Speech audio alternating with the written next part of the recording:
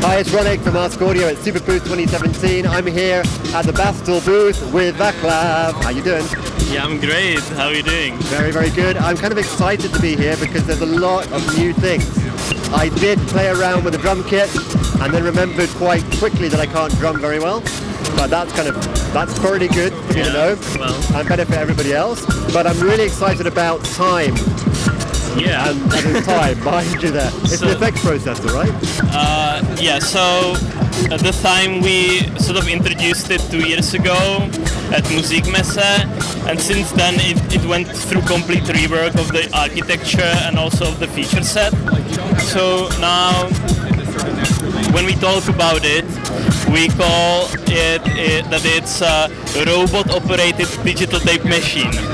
So it comes from the concept of a tape machine, of an analog like tape delay, but it's really proud of being digital, and there is a lot of digital characters. So if you adjust the tape speed, you get the downsampling artifacts, which is like sound that we work with in a lot of ways in our product. And then there are 9 different parameters. There is the main delay, and then there is multi-tap delays, which you can control. There is a feedback and a filtering of feedback, dry wet mix, volume, and a tape speed. And each of those 9 parameters, it has a dedicated robot, which is a modulation source. So it's either LFO or an envelope follower. So you can actually make dynamic effects like compression, or like combine the compression with the delay, do a lot of like exciting stuff.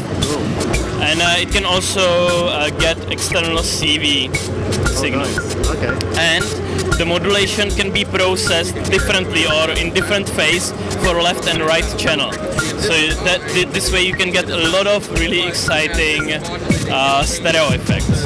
So maybe we can have actually look how it sounds. I'd love to, yeah. Yeah, that's so, I hope we're recording in stereo, so I can just show this is the main tape speed. So now this is the clean signal coming through, the tape speed. If I turn up the feedback and so if I'm tuning the fine delay knob,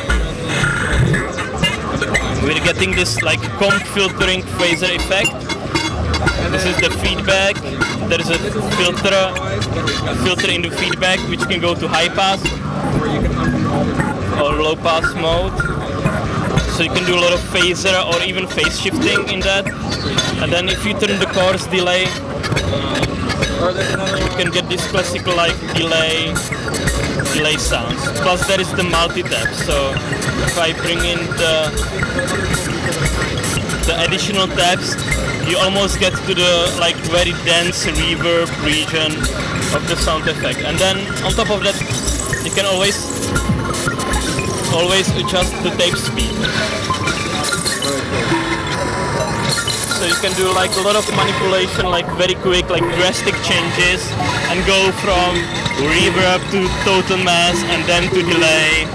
So you can explore all the space in between the classical effects categories, so to say.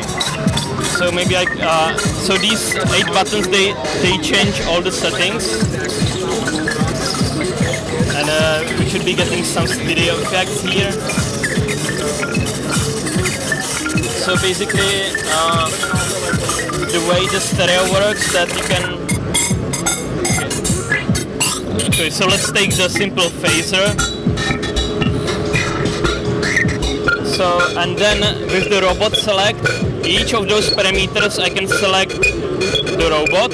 So I'll be tuning the robot for the fine tune, bring up the amount, change the speed of the modulation, maybe change the wave shape. So the robot selector changes between an envelope follower and... So basically each of those parameters has its own robot. So setting for this would be completely different from a setting for a tape speed. Okay? Gotcha. And then with the robot select you can